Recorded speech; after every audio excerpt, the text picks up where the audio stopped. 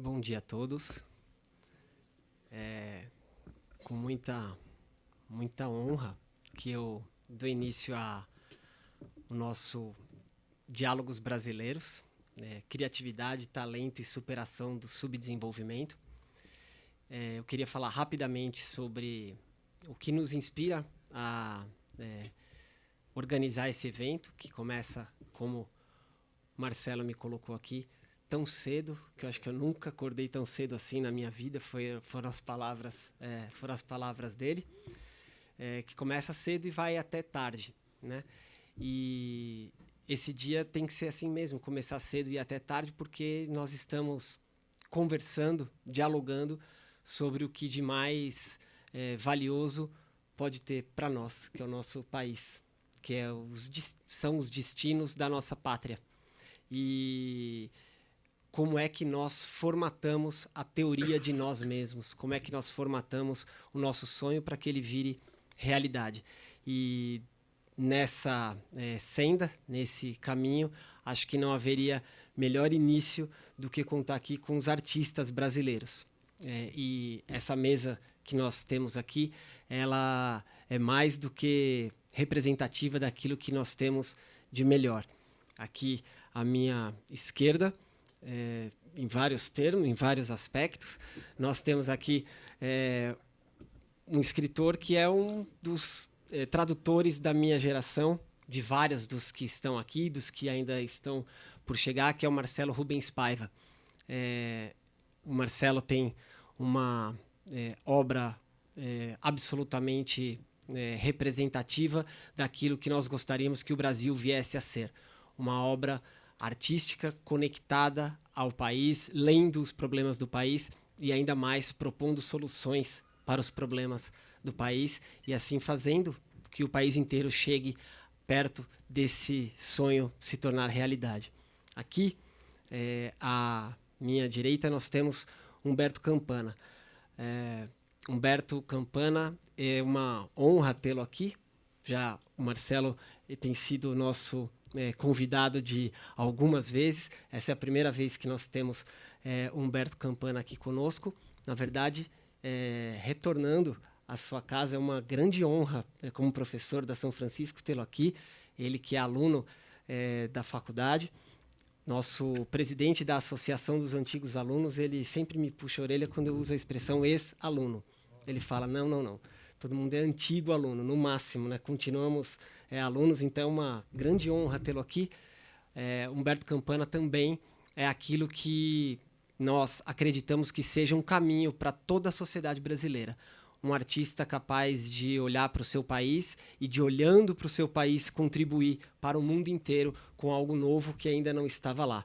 Então é uma grande honra e o que me cabe de fato agora é ficar quieto e deixar a arte brasileira falar sobre que caminhos nós podemos ter para o nosso país, onde é que nós podemos chegar um pouquinho mais longe do que nós já chegamos até agora.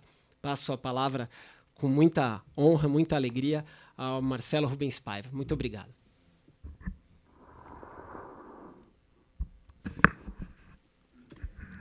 Bom dia. Na verdade, eu durmo tarde porque eu tenho dois bebês em casa, então eu trabalho de madrugada quando eles estão em silêncio. E por isso que foi duro acordar hoje cedo, mas estou aqui. Esse tema é um tema cabeludo, né? Porque eu creio que acho que desde quando se inventou a arte se pergunta para que serve a arte, né? Se ela deve ter um papel relevante, se ela deve ser apenas entretenimento. E num país como o Brasil, com tantas desigualdades, com tanta injustiça, com tantas questões que nunca se encerram, é muito injusto um artista, especialmente um artista que tenha uma visibilidade no Brasil, no país todo, se ausentar dos problemas brasileiros. Uma vez eu fui para Palmas, Tocantins, logo no começo da cidade, E uma cidade planejada, aliás, planejada ao estilo Brasília. É uma pequena Brasília, eles falam, né? É um calor de 40 graus, você só consegue andar entre o hotel e o carro correndo. Não tinha livraria a cidade. Eu pensei, nossa, acho que é a primeira e única capital do país que não tem uma livraria. Hoje em dia devem ter mais, porque as livrarias estão fechando. E eu fui convidado por um evento literário e tinha um auditório bastante cheio. E tinha um escritor do Tocantins, que todo mundo conhecia e todo mundo lia. E eu era o escritor que todo mundo conhecia e todo mundo lia de outra região, mas todo mundo lia e todo mundo conhecia de outros estados também. Aquele escritor só o pessoal de Tocantins conhecia. Falaram o nome dele, eu nunca tinha ouvido falar. E ele tinha uma obra muito densa sobre os conflitos e as contradições do estado de Tocantins, a natureza. E eu olhando aquilo, eu pensei, nossa, eu como escritor me vi num patamar em que eu não conhecia, que é o patamar de ser conhecido pelo Brasil todo. De estar sendo lido por acreanos, paraenses, Rio Grande do Sul, diferentemente da maioria dos escritores que tem um papel mais regionalista, né? Existem os dois escritores. Existem aqueles poucos escritores que você vai numa livraria e você encontra o livro na livraria, na estante. Eu tenho, acho que, de 12 a 15 ou 14 livros publicados, pelo menos 1 ou 2 ou 3 tem em qualquer livraria. 92%, 95% dos escritores não têm livros nas livrarias, entendeu? Quando eu me toquei daquilo, eu vi a grande responsabilidade que cai sobre mim por estar sendo lido por todo o país, e diferentemente da maioria dos artistas que não conseguem ter essa penetração.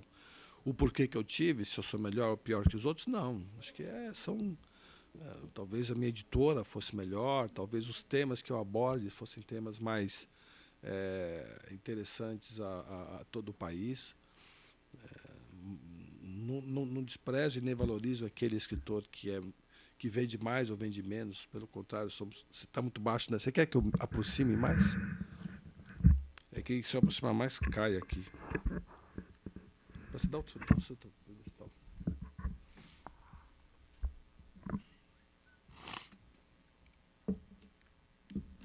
Melhorou? Agora não tá ligado. Melhorou? Tá bom? Aí melhorou. Aí imediatamente eu comecei a fazer um balanço de tudo que eu escrevi na minha vida. E por sorte, como o Ale falou, por sorte eu tenho uma literatura política bastante ampla, variada.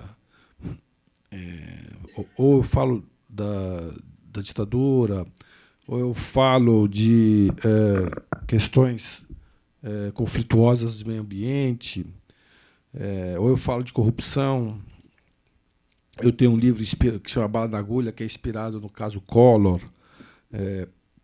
E, recentemente, eu tenho um livro sobre a minha mãe, que foi uma advogada, por sinal, batalhadora do Comitê Brasileiro pela Anistia, e da Constituinte, fez parte da Constituinte, dos direitos indígenas. E lancei um livro semana passada que eu falo do movimento punk, que é um movimento bastante politizado, que rolou no Brasil no final da década de 70, começo da década de 80, de pessoas que queriam destruir o sistema, queriam destruir o capitalismo e que traduzia um pouco o desencanto da juventude brasileira diante de um país que viveu tantos anos sob a ditadura e não conseguia se livrar daquele regime, aliás, não consegue se livrar até hoje, né? Daquele autoritarismo, daquela polícia que reprime sem perguntado, da falta de direitos individuais.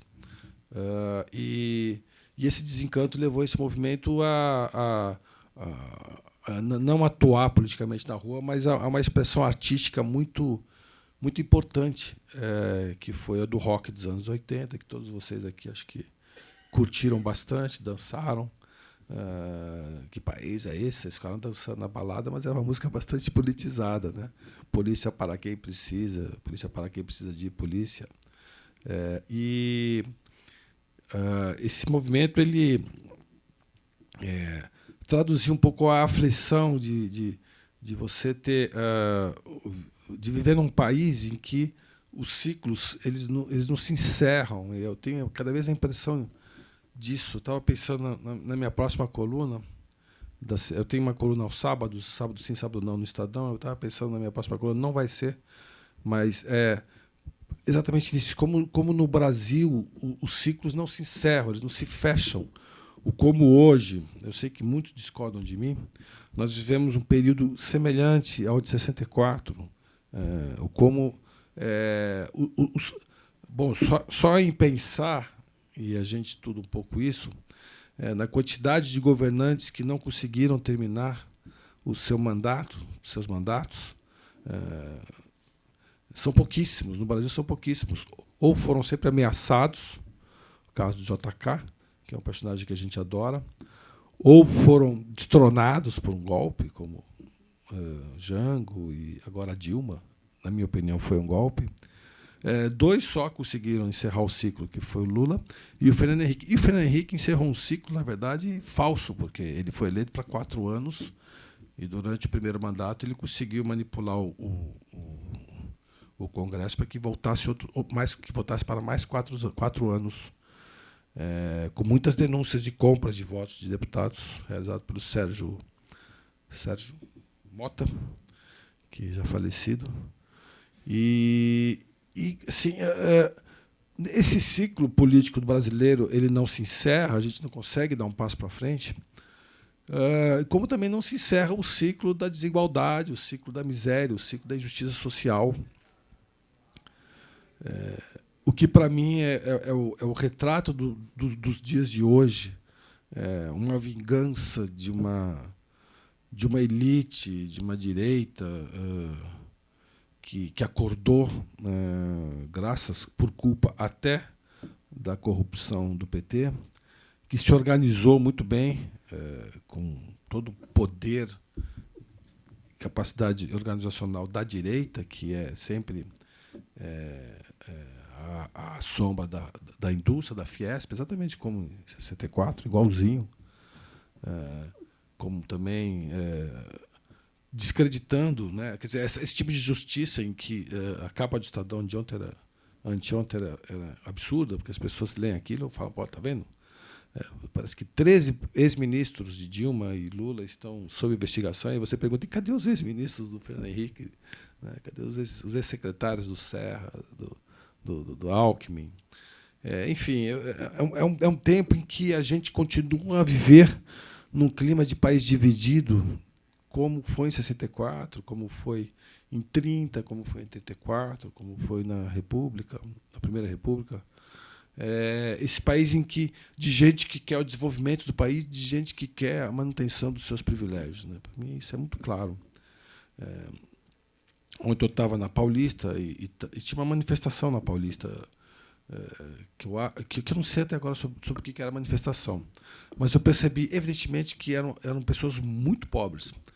E olha que eu ando bastante nas ruas de São Paulo, mas eram pessoas muito mais pobres do que as pessoas que eu vejo aqui na região central. Eram pessoas realmente pobres. Eu acho que, para mim, ali tinha um movimento de sem-teto do B, porque provavelmente o movimento de sem-teto era mais rico do que aquelas pessoas. E era muita gente. Eles pararam 2 quadras ali na Paulista. Eu passei, eu vi uma bandeira vermelha gigante escrito Marighella. Falei, nossa, já sei do que se trata essa manifestação. Subi, eu fui consertar meu celular ali no prédio do Curso Nacional. Quando eu entrei no elevador, tinha uma mulher, uma loira bonita, uma senhora, uma loira bonita com uma bolsa Vitor Hugo. Não. É Vitor Hugo? Sim. Porque eu fico no nível, né, das bolsas, então eu sempre olho as bolsas. E ela disse, boa tarde. Eu falei, boa tarde também, né? E eu olhei a bolsa Vitor Hugo, e que engraçado, eu tive uma cueca Vitor Hugo. Eu não sabia que tinha uma bolsa Vitor Hugo. Aí ela falou, tá tendo uma manifestação lá fora, hein? Eu falei, eu sei, eu vi. Esses caras querem a soltura do Lula. É uma meleca isso, né? Aí eu vi, evidentemente, aquele conflito de classe que existia entre aquela mulher loira, com uma bolsa Vitor Hugo, descendo o elevador do Orça 2, prédio de escritórios da Cor Nacional, que é caríssimo o escritório lá, contra não sei quantas mil pessoas que estavam lá fora, muito pobres, de vermelho, sentadas no chão, tomando um copinho de plástico, assim, cercando o Correio Nacional, sentados na calçada. Seguranças. Eu perdi a entrada do Correio Nacional porque seguranças fecharam as portas, porque é assim que se faz no Brasil, né? Quando dizem pobres do lado de lá, a gente fecha as cercas e continua vivendo a nossa realidade, né? Assim como toda a Paulista agora é com cercas, né? E para mim foi tão nítido o que a gente está vivendo hoje no Brasil, quer dizer, essa luta de classe que não termina, que não dá um passo para frente, de um cidadão brasileiro que não tem direito à educação, que não tem direito à saúde, que não tem direito aos mínimos direitos individuais, aquelas manifestações em que você agora tem que se perguntar qual é a ideologia que segue o seu governador, né? Porque se for de um tal partido, então você, na manifestação que você vai de vermelho, você vai tomar porrada da PM. Se for de um outro partido, aquela manifestação que você vai de amarelo, você abraça a PM te protege, né? Você vê hoje como a Polícia Militar nitidamente reproduz a força de manutenção do poder e do privilégio de uma elite, de uma classe política, a serviço da classe política, sempre dispersa de uma maneira bastante violenta as manifestações dos opositores e sempre protege as manifestações de apoiadores. Exatamente o que nós vivemos aqui, Campana, em 77, o ano que você saiu, 76, 77, aqui em frente, né? Quando a gente começou a derrubar a ditadura aqui na frente, né? A primeira manifestação estudantil e primeira manifestação de união da classe civil entre a OAB, a ABI e a Igreja Católica, o Dom Paulo Evaristo Soares, e os estudantes. Foi aqui que a gente começou a derrubar a ditadura, aqui na frente. E a PM vinha e enchia a gente de cacete, né, comandada pelo Erasmo Dias. Então eu olho aquilo, eu falo, o Brasil não fecha esse ciclo. Quer dizer, a PM ainda reprime manifestação de opositores ao regime, aqueles que estão no poder. A sociedade civil ela se engana muito facilmente, né? Se enganou em 64, se enganou quando acusaram o Juscelino Kubitschek de ter a sétima fortuna do mundo, não sabiam como denegrir a imagem daquele presidente, que não era comunista, era um democrata, ele tinha no seu leque de amizades comunistas e não comunistas, mas não era comunista. E para ele não ser eleito o presidente pós-golpe, os militares caçaram eles com a justificativa de corrupção. E o acusaram de ter a sétima fortuna do mundo, exatamente como se faz hoje com outros políticos que a gente vê por aí. Eu não vou nomear, porque eu não sei se eles têm a sétima fortuna do mundo ou não. Mas tudo é muito parecido. Então, eu, como escritor, eu estou muito tranquilo. Eu não estou deprimido como a maioria dos meus amigos. Quando houve essa derrota da esquerda nas eleições municipais esse ano, eu sei que é cíclico, tudo bem, ganharam, que bom, agora a gente vai para a oposição, é bom também para a oposição. Eu não sou petista, antes que vocês se perguntem, eu votei no Aécio, o que ninguém acredita, mas é verdade. Se as pessoas lerem as minhas colunas dos anos Dilma, vocês vão ver que eu fui um dos caras mais críticos ao governo Dilma.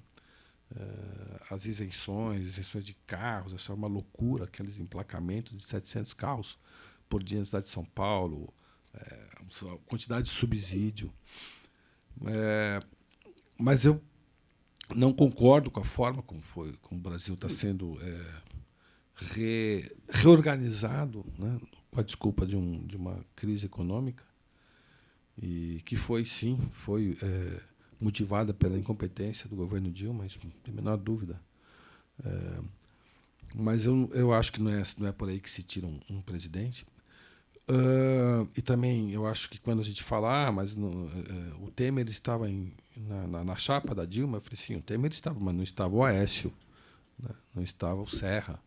E quando eu vejo o Serra comandando a política externa brasileira, eu tenho vontade de vomitar. Porque o Serra perdeu várias eleições, né? Se apropriou de uma situação, né? O partido dele se apropriou de uma situação de vácuo no poder, como sempre acontece. Os oportunistas que surgem nesses vácuos, né?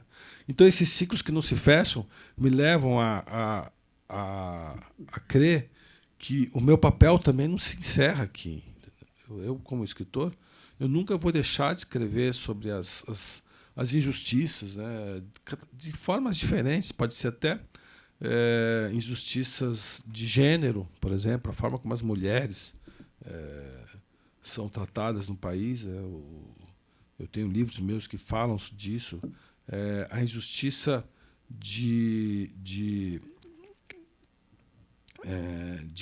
policial, justiça de classe, histórica, né? Uma justiça histórica que é preciso ser reavaliada e relida para a gente poder exatamente fazer esse entendimento entre o processo político hoje e o como se assemelha a processos políticos anteriores. Eu, que sou um cara que leio muito e estudo muito sobre o golpe de 64, todos os golpes naquele período, eu tenho assim, a convicção absoluta de que o golpe de hoje foi muito igual ao golpe de 64. Inclusive, quando as pessoas falam, mas o Senado, sim, o Senado também depois Jango, né? Mas o Supremo, sim, o Supremo também deu aval ao poder, ao governo militar. E não vou parar nunca de escrever sobre essa mazela brasileira. O meu desânimo, e eu não estou mais nem aí para isso, porque é um problema do Brasil, é que a sociedade brasileira se engana muito facilmente. O meu desânimo é que a gente retoma, como a gente não aprendeu nada com a eleição do Collor. A imprensa não aprendeu nada com o apoio ao golpe de 64. Ficou pedindo desculpas depois, durante muitos anos, né? O Estadão em 74, a Rede Globo há pouco tempo, a Volkswagen o ano passado pediu desculpa por apoiar aquele golpe. E, de novo, eu fico pensando assim, quando é que vão começar a pedir desculpa pelo que ocorreu agora, né? Pela injusta cobertura política que foi amplamente, escancaradamente pendente para um lado só, né? O meu papel vai ser esse, já que eu não consigo falar do hoje, do amanhã, eu vou sempre falar do passado e mostrar como esse passado é parecido com o hoje e o amanhã, para fazer com que,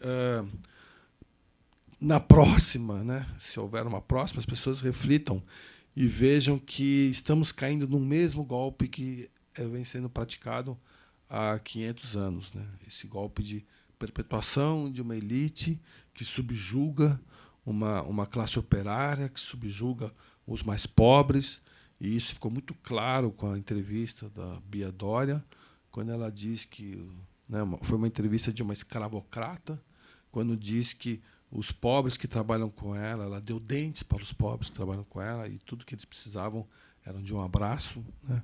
E não, acho que se você for para Paris, você vai ver que os pobres de lá não precisavam de um abraço, eles precisavam de direitos, de leis, de salário, de dignidade, de distribuição de renda, de educação, de saúde pública decente, né? Que a Bia Dória não está fazendo favor nenhum de dar dentes aos pobres, né? Que ela deveria dar elementos para seu marido, que, aliás, ele sim foi filho de um notório corrupto, né? Foi o único corrupto realmente caçado no golpe de 64, quando ele fala que ele foi para o exílio. Meu pai foi para o exílio também, e meu pai foi para o exílio por ser do governo, apoiador do governo Jango, O pai dele foi para o exílio porque ele era um corrupto, o João Dória, e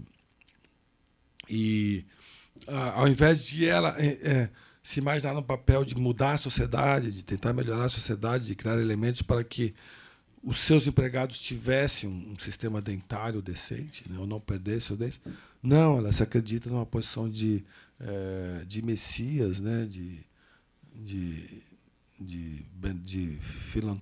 filantrópica, de dar dentes aos seus operários. Isso é uma coisa muito nítida da sociedade escravocrata que a gente é, herdeira, né? Qualquer um que aqui já viajou para fora do Brasil percebe que os conflitos sociais no brasileiro são ultrapassados, são anacrônicos. Nenhum país do mundo tem elevador social e de serviço. Quiçá tem portas de serviço ou de social. Nenhum país do mundo. Quantas vezes eu almocei num restaurante parisiense? Eu falo muito de Paris, que minha irmã mora lá, eu vou muito para lá. Eu almocei num restaurante em Paris em que o garçom me serve, minutos depois ele está comendo ao meu lado, ele está também se servindo. O próprio conceito de classe média americana em que o Ford criou, quando ele criou um carro em que o próprio empregado pudesse comprar. Essa revolução não chegou ao Brasil, né? E, pelo visto, não vai chegar, porque o que acabamos de ver acontecer nesses últimos 3 anos é a prova de que existe uma força de união entre quem detém o poder, detém dinheiro, terrivelmente forte, o suficiente para se manter no poder. Como escritor, meu papel é mostrar essas contradições. Obrigado. Estou bem radical, desculpe, mas é o que eu acho que é preciso.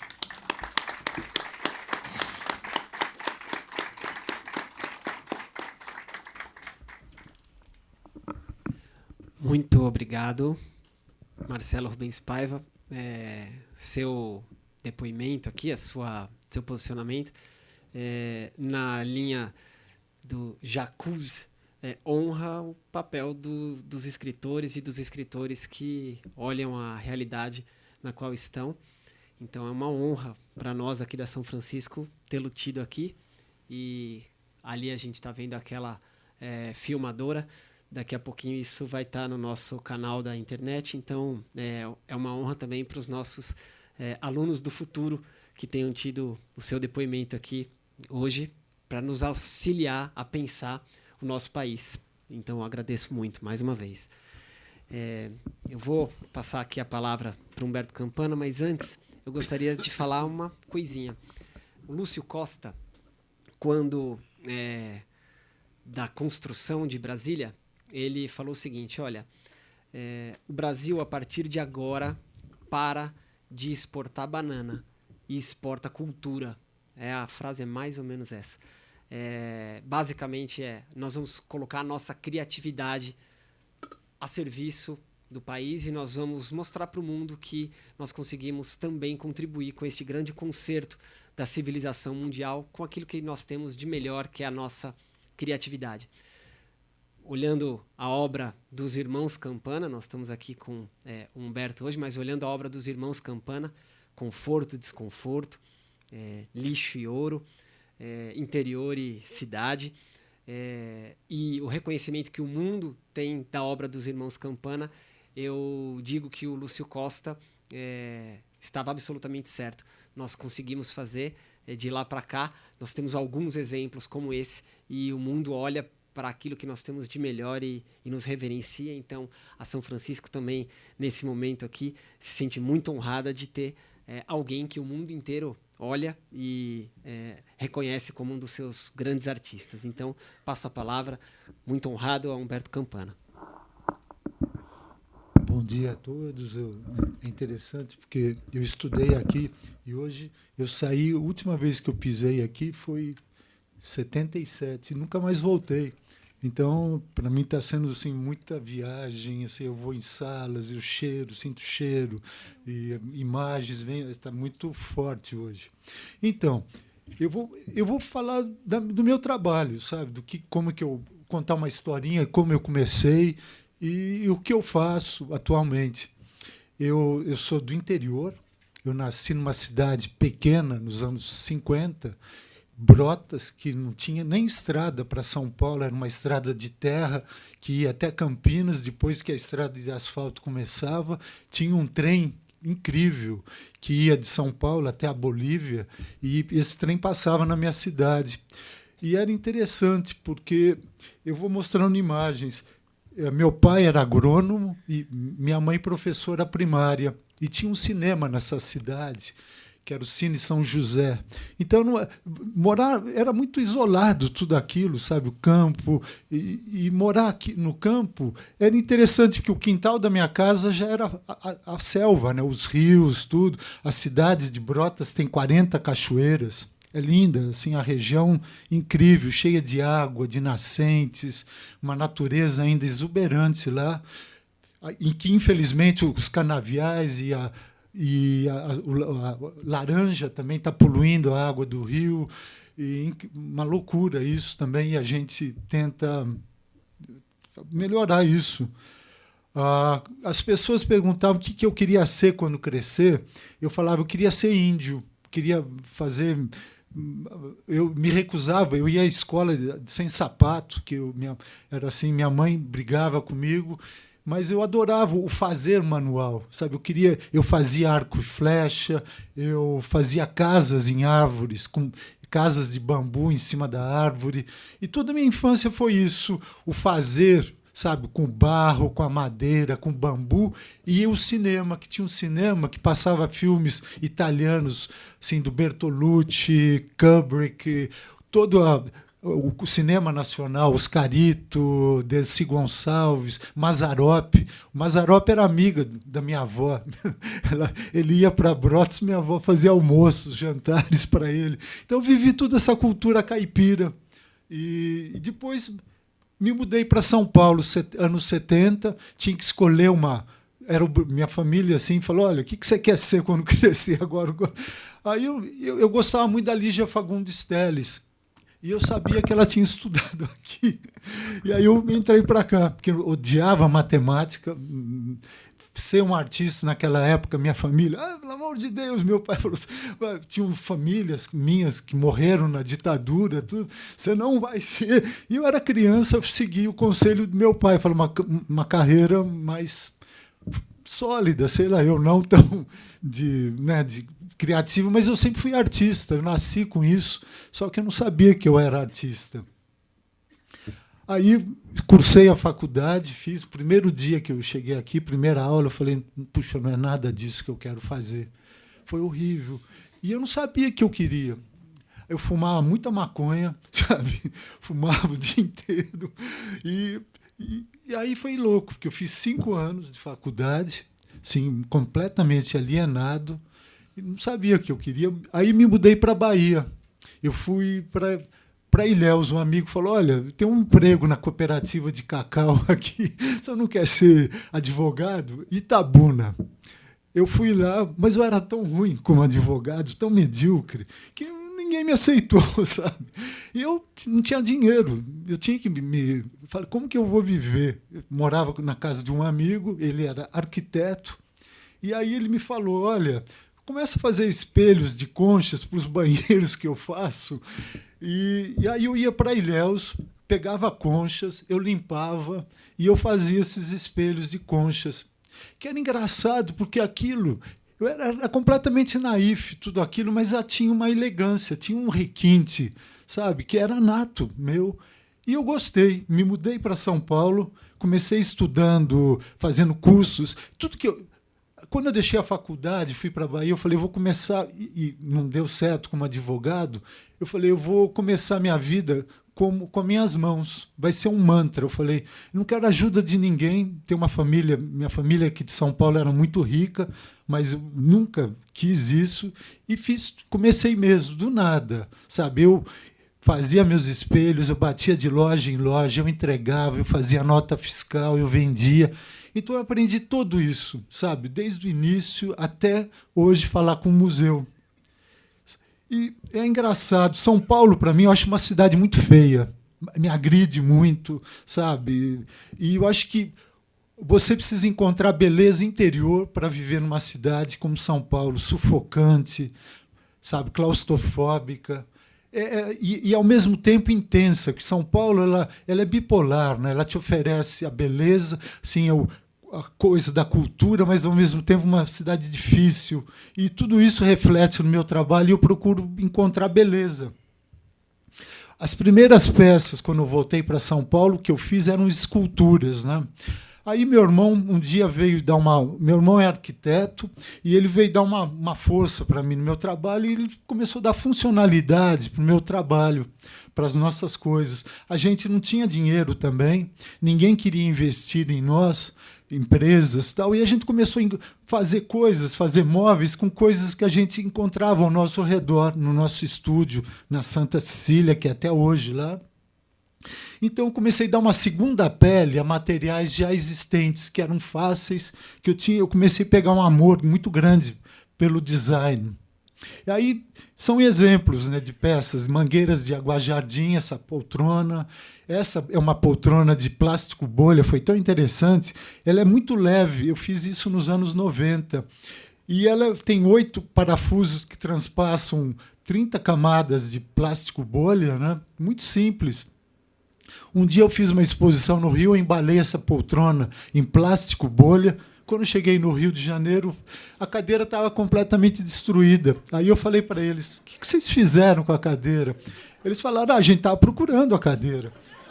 Aí eu, sabe, era tão fácil. Não tem muito segredo no meu trabalho, sabe? É o fazer, sabe? Eu não sou teórico, não sou filósofo.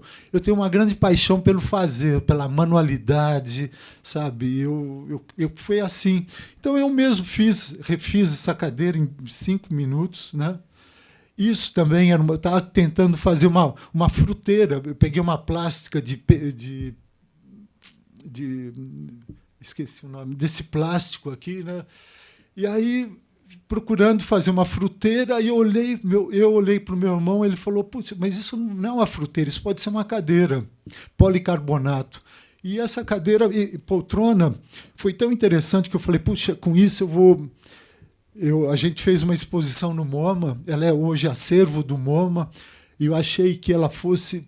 Depois, no ano seguinte, ela foi editada por uma empresa na Itália.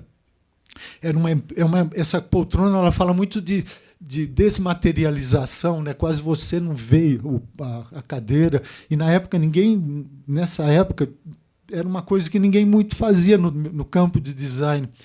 Aí ela foi editada, acervo do MoMA, foi exposta no MoMA. E eu falei, putz, eu vou ficar riquíssimo com essa poltrona. Foi apresentada no Salão do Móvel, ganhou mídia, tudo, mas não vendeu nada. E aí é isso, sabe? Às vezes a gente acha uma coisa e não dá nada certo. Outra, ralos de Aguajardim, ralos de piscina, essa mesa, né? Eu gosto muito de olhar caçambas de lixo, sabe? Eu adoro. Eu tenho uma série, eu faço fotos de caçambas de lixo. Tudo isso me inspira, sabe? Não é nada a intelectualidade, sabe? É a cultura popular. Eu adoro andar pelas ruas. Todo lugar que eu vou, eu visito. Eu quero ver o pulsar da vida, os mercados, as pessoas na rua. Tudo isso me inspira. E vendo isso, imaginei, puxa, eu queria fazer uma cadeira que eu fizesse uma estrutura vazia de madeira e fosse preenchendo com pedaços de madeira. E fizemos essa poltrona, depois uma mesa. Tem uma feira em Colônia, né, de móveis que eles convidam 2 designers para criarem a casa do futuro, a casa ideal. E nós fizemos essa casa toda com ripas de madeira e palha também. E foi um projeto que eu gosto muito. Porque é fácil. Uma casa você pode fazer uma estrutura e ir pregando, sabe? Isso daqui eu acho que São Paulo é um grande mercado peça, né? Assim, essas bancas que vendem animais de pelúcia, tudo mais. E na época eu estava querendo fazer uma poltrona que não tivesse as formas tradicionais de se fazer um estofado de um móvel, né? E vendo esses lugares, eu falei, puta, mas isso, se eu começar a costurar um animal ao outro, pode dar uma coisa interessante. E aí eu comecei pegando ursos de pelúcia, Esse daqui é um projeto que a gente fez para a Disney, na Inglaterra, para interpretar um dos personagens. Eu sempre gostei do Mickey. Esse é um outro projeto. Ursos de pelúcia, golfinhos. E tudo isso é feito no meu estúdio, sabe? O meu estúdio, eu sempre falo que é uma escola de trazer o artesanato ao nível do design. E também eu acho que hoje o design ele é uma ferramenta política no sentido de você poder melhorar a vida das pessoas. Não melhorar com conforto, às vezes meu móvel é confortável, às vezes ele é caro, mas ele me leva também para projetos mais... me ensina outras coisas, para coisas que eu possa, mais democráticos, que eu estou tentando hoje fazer. Eu acho que é uma coisa que eu e meu irmão, acho que a vida nos ofereceu tanta coisa, agora é hora de retorno. E eu acho que isso nós começamos a comprar esses crocodilos, né? Antes eram feitos assim, e hoje a gente trabalha com uma ONG de esposas de prisioneiros, que nós damos os crocodilos, damos o couro, compramos o couro, pedimos para eles interpretarem esses crocodilos, nós compramos de volta e montamos no nosso estúdio. Então, eles têm uma série de peças aqui, todas feitas com isso. Essas também é uma série de almofadas feitas por elas, de pele de carneiro, que são... A gente compra as almofadas deles. Eu adoro fazer, eu fico lá mexendo com eles, com todo mundo. E, às vezes, para fazer uma peça dessa demora assim, uns 20 dias. E eu acho que isso é legal, porque ele mantém o meu estúdio, sabe, o grupo de pessoas lá que eu trouxe, de setores que não... Às vezes, pessoas que não... setores da moda, e trouxe para lá para ensinar isso. E eu me orgulho muito de estar fazendo isso. Esse é um outro trabalho também, que eu estava buscando fazer um móvel sem estrutura, uma poltrona, só de coisas enroladas, né? Pedaços de carpete, EVA, borracha. E foi interessante que, quando eu fiz a foto, eu observei o fundo desse móvel, dessa poltrona, toda rotulada com todos os materiais.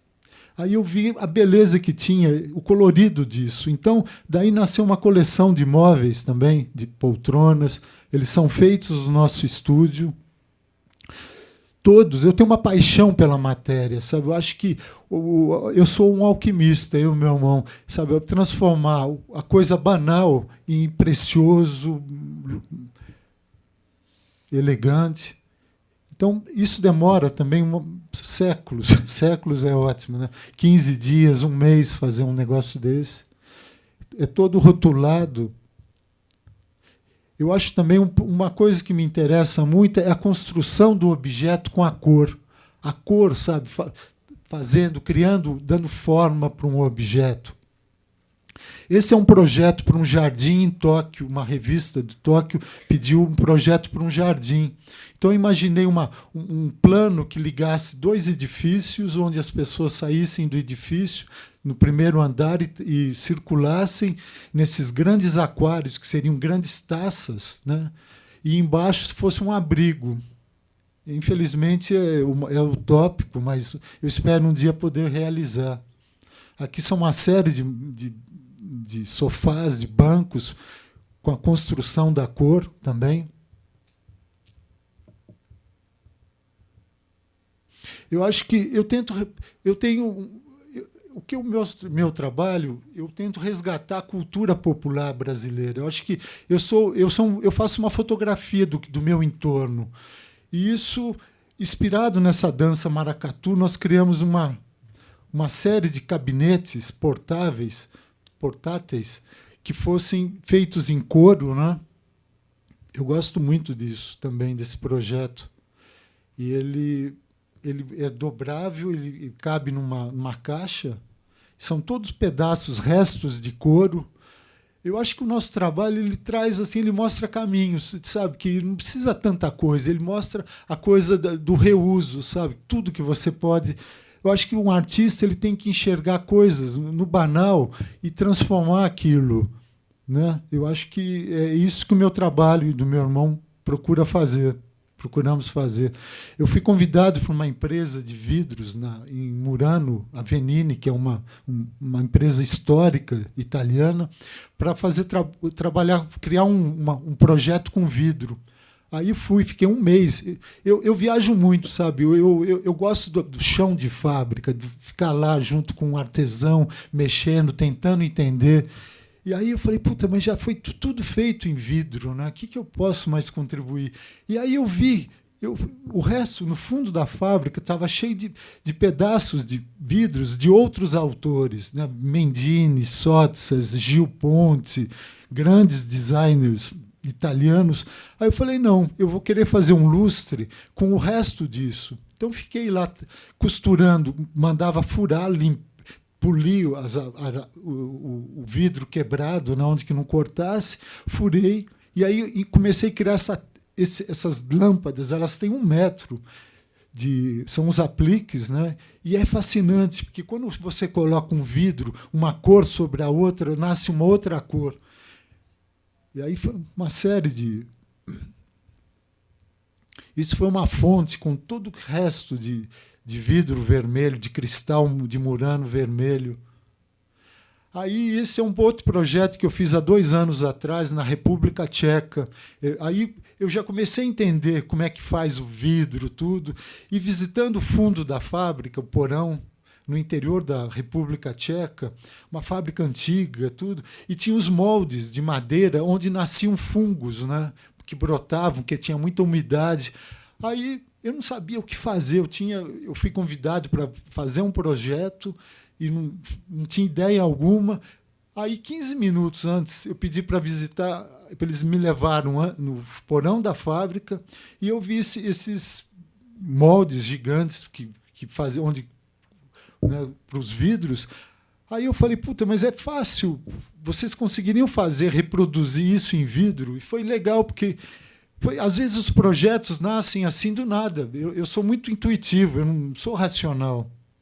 Esse é um outro projeto também. Nós fazemos, acho que, um hibridismo. Acho que a vivência do interior e morando em São Paulo, circulando pelo mundo, pelo Brasil, nosso trabalho é híbrido, sabe? Ele cria um choque entre o caipira e o urbano, porque eu sou caipira, sabe? A minha essência, meu DNA é Brotas, sabe? Às vezes é isso. E eu tento colocar tudo isso no meu trabalho.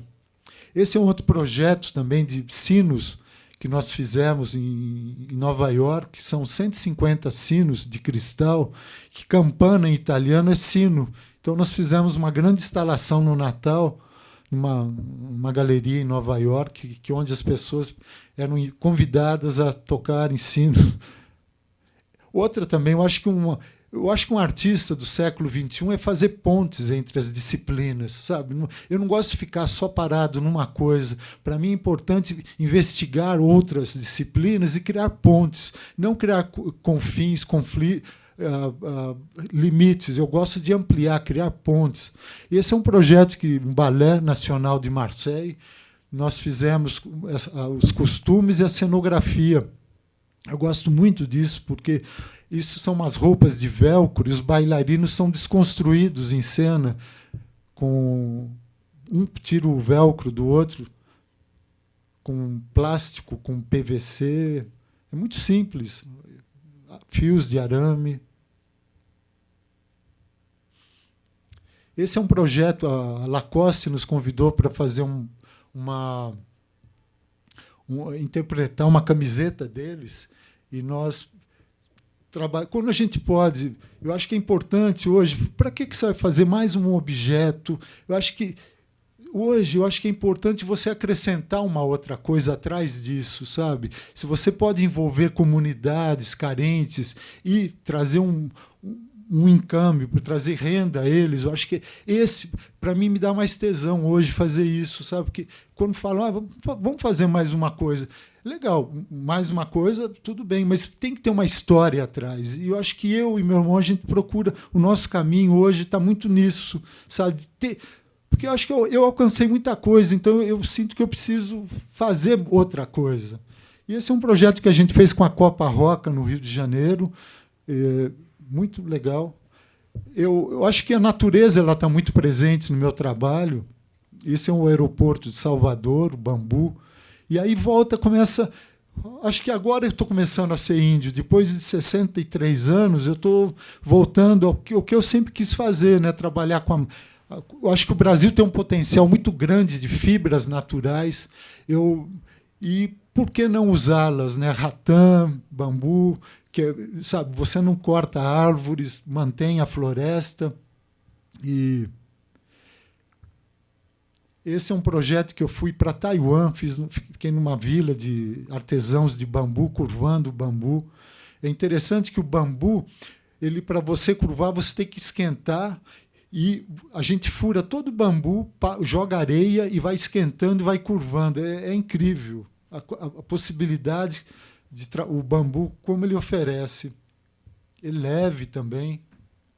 Esse é um pavilhão de bambu que, inspirado na obra da Lygia Clark, dos bichos, ele é todo dobrável, sabe? Você pode pegar várias configurações nele, e ele tem umas dobradiças que permite várias... Você pode mudar de posição, abrir, enfim.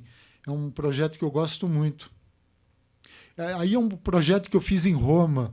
Eu fui convidado para fazer uma exposição na Embaixada Brasileira em Roma, interpretando a cultura local, se inspirando num lugar histórico de Roma e trabalhando com artesão local. Então, eu escolhi trabalhar fiquei 2 meses em Roma trabalhando com artesão que restaurava móveis de períodos do século XVII até o XIX, que eram os móveis de madeira que têm esses ornamentos de bronze. Aí a gente fez esse patchwork, criando móveis com toda essa mistura e colocando elementos contemporâneos, pentes, escovas de dente, a contaminação, sabe? A contaminação do novo mundo com o velho mundo, sabe? Até um pouco perverso, sabe? Eu acho que essas cadeiras eu acho incríveis, sabe? O Brasil inteiro tem elas. E essas cenas me inspiram muito. E esse é um projeto que a gente chamou de Transplastic. Às vezes, algum projeto nasce de uma história que eu invento na minha cabeça. Eu imaginei assim, um mundo todo sendo de plástico, né? Tudo hoje é plástico, e a natureza se nutrindo do plástico, né? Se criou um DNA assim que hoje ela se alimenta do plástico. Então, nós fizemos essa série de móveis chamados Transplastic, que foi engraçado que esse é um artesão que trabalha com... Acho que o meu trabalho do meu irmão também é resgate de tradições que estão em vias de desaparecer. Sabe? Hoje, a manualidade está sendo superada pelo 3D, por tudo. E eu não quero... Eu acho que a minha missão hoje é não deixar isso morrer, é dar um caráter moderno. Esse foi um artesão que sempre faz cestos de vime. E quando eu cheguei até ele, propondo esses móveis, é engraçado fazê-lo entender, sabe, tramar um vime com plástico foi difícil, sempre tenso o contato com o artesão no início, e aí um começa a ditar caminhos para o outro, e é interessante. Essa é uma poltrona toda expelindo plásticos, aqui unindo uma família, essa com pedras brasileiras, móveis que eu compro no Brás e faço esse hibridismo. Essa é a loja da Camper, em Nova York, aqui em São Paulo também, essa em São Paulo. Essas cenas também, de novo, são poltronas, são uma pessoa que ele repara móveis austríacos, aquelas cadeiras de palhinha. Aí eu criei essa coleção também de móveis. Quando a gente pega, eu peço para ele guardar todos os restos das poltronas que ele joga fora e a gente retrama com nylon.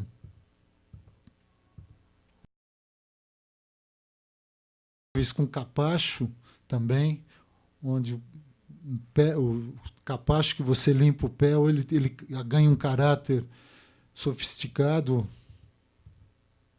E aí que eu acho que são os projetos, eu sempre quis ser índio, então eu acho que é um trabalho que eu sempre tenho feito isso também, de trabalhar com a palha, com a piaçava, que são intervenções em museus. Esse é o Frank Gehry, em Vitra, a Zaha Hadid, em Roma, o São Paulo Fashion Week, onde a Bienal...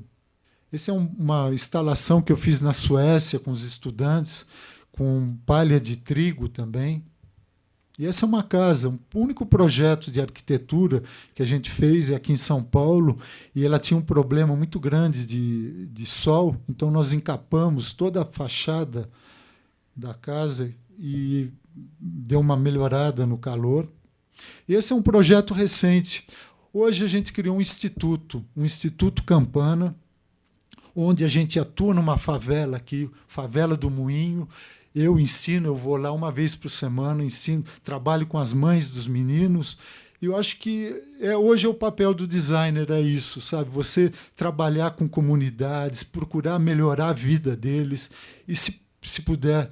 E eu tenho viajado muito pelo Brasil também, e com comunidades de artesãos, trabalhando com eles e tentando ampliar as técnicas dele. É um projeto que a gente fez no Rio São Francisco, um lugar lindo também, com as bordadeiras de lá.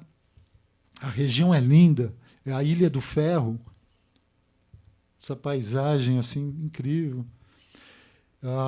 Elas sempre fazem toalhas de mesa, né? E aí eu propus a elas de fazerem os rostos dela, bordarem os rostos dela, de cada artesã. E nós fizemos uma exposição, uma instalação com os rostos. O título chama-se Retratos Iluminados, e ela foi feita foi até há pouco tempo atrás no Rio de Janeiro. São os retratos delas. Obrigado.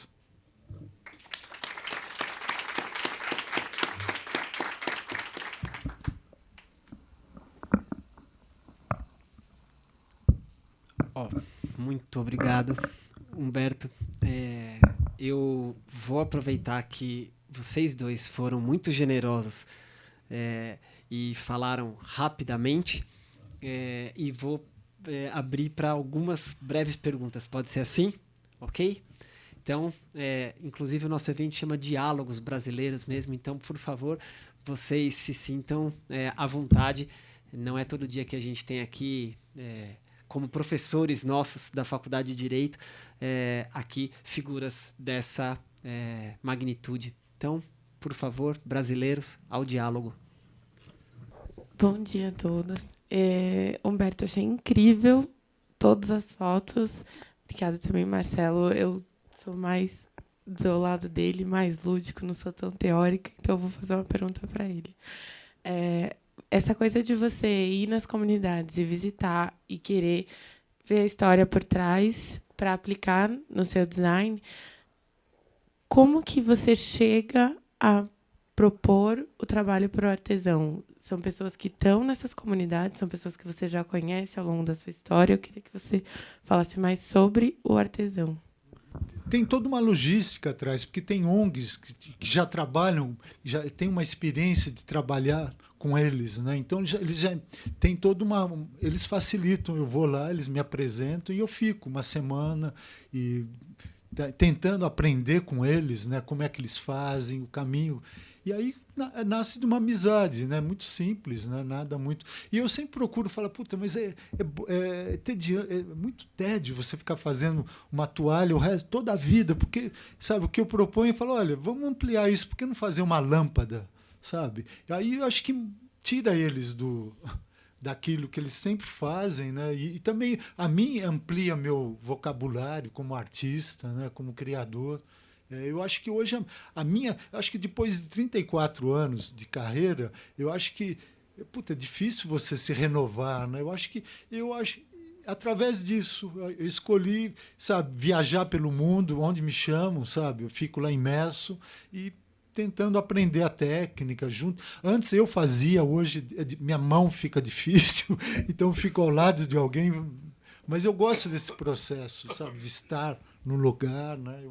As ideias vão surgindo daí. você falou de ampliar um pouco, né, Humberto? Ampliar a visão. Então, você vai lá naquela comunidade e você fala para ela, vamos expandir.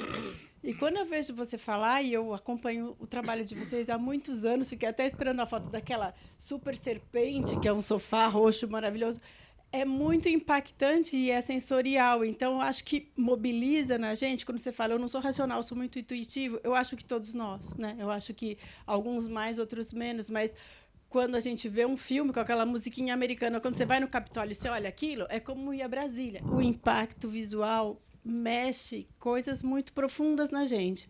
E quando eu penso que a Leia e o Alê estão aí tentando resgatar patrimônio histórico, onde estão? Eu sou de Santos, então eu lembro a primeira vez que eu fui lá, aqui foi fundada a cidade, era no meio da favela. Eu tive que pedir licença para uma senhorinha, aquele cheiro de urina no chão, porque é assim que está nosso patrimônio histórico. Então, eu fico sonhando com você. Outro dia eu me deparei com um carrinho de supermercado gigante na cidade.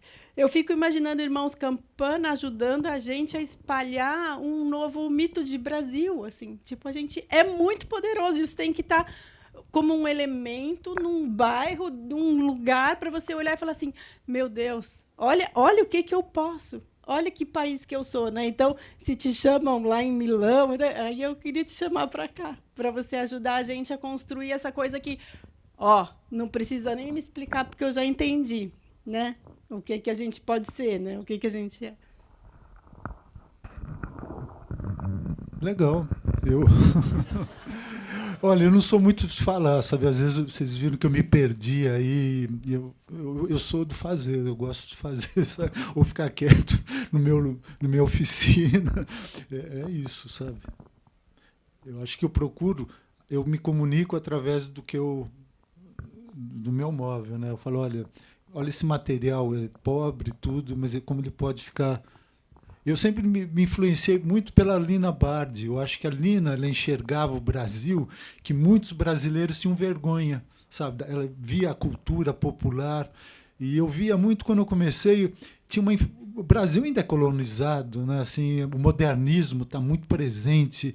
Eu vejo as revistas de decoração. Se você vê a casa das pessoas, não tem móvel meu. É tudo assim. O mesmo. Sabe, eu adoro Sérgio Rodrigues, Tenreiro, mas ninguém ousa, sabe? Eu sou kit, eu adoro kit. Eu acho que a gente é da cultura do carnaval, sabe, é barroco, e as pessoas têm vergonha, elas querem ser cool e tal, e aí eu procuro traduzir isso, falo, olha, isso é bonito, isso daqui é kit, não tenha medo de ser kit, sabe? É lindo isso. Nicolas, quem quiser falar, pode vir aqui, estamos entre amigos, então não tem problema, tá ok? Obrigado, professor. Bom, primeiro, bom dia a todos, eu queria agradecer de novo essa contribuição que vocês deram. Eu faço pesquisa nessa área de economia criativa, economia da cultura, direito e cultura, então é muito enriquecedor ter esse tipo de oportunidade. Uma provocação que eu queria compartilhar com todos, que é um dilema de minha pesquisa, hoje a gente atribui uma grande responsabilidade para a cultura em prol do desenvolvimento. A gente às vezes fala que a pobreza é uma questão cultural, problemas de saúde são questão cultural. A gente está alargando muito o que é cultura e acaba colocando muito na conta, né? Chama essa cultura para prestar contas a respeito do desenvolvimento. E muito se fala desse aspecto da questão da economia da cultura, né? Como é que a cultura ou os bens culturais podem contribuir com o desenvolvimento econômico do país. E a pergunta que eu lanço para a mesa, Marcelo, Humberto, professor, como é que a gente faz para tentar desenvolver essa economia da cultura no Brasil, mas preservando a nossa identidade, a nossa diversidade? Porque, ao redor do mundo, desenvolver a economia da cultura é produção de escala, é industrial, você faz com aquelas fórmulas clichês do mercado. Como é que a gente faz para tentar desenvolver essa cultura do brasileiro, respeitando sua criatividade, seu talento, a sua identidade, a sua diversidade? Enfim, como é que a gente lida com esse desafio?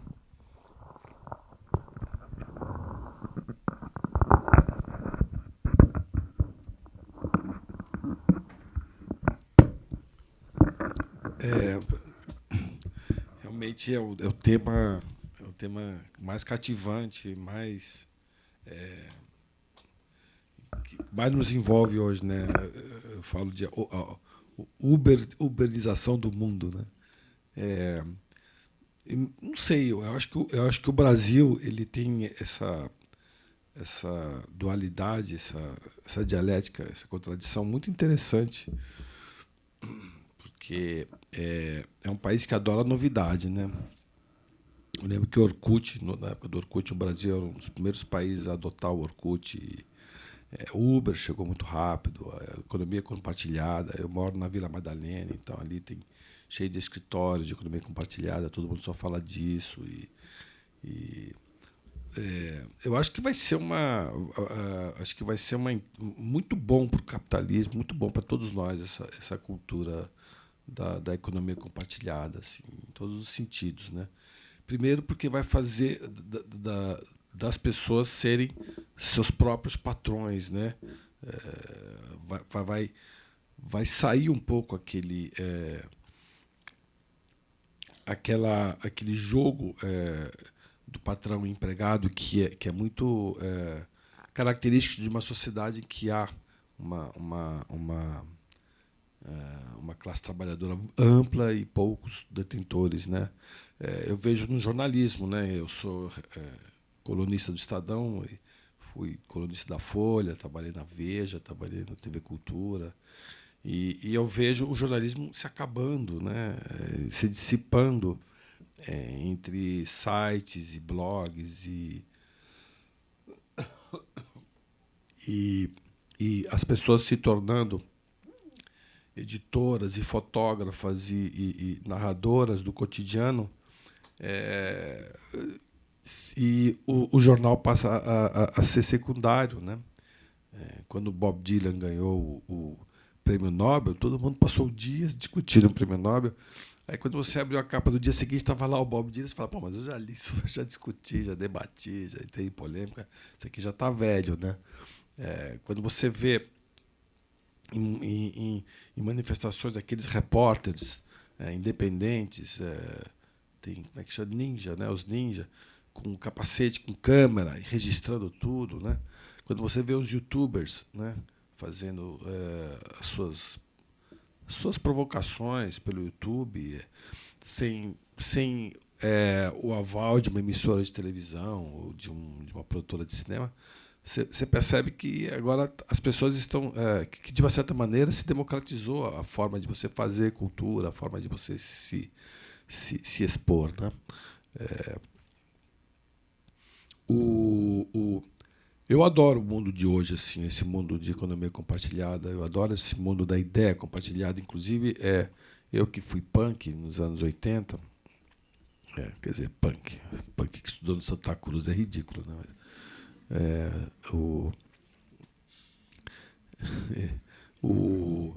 Mas eu fiz faculdade de comunicações, eu fiz ECA, e na ECA todo mundo lá era meio punk.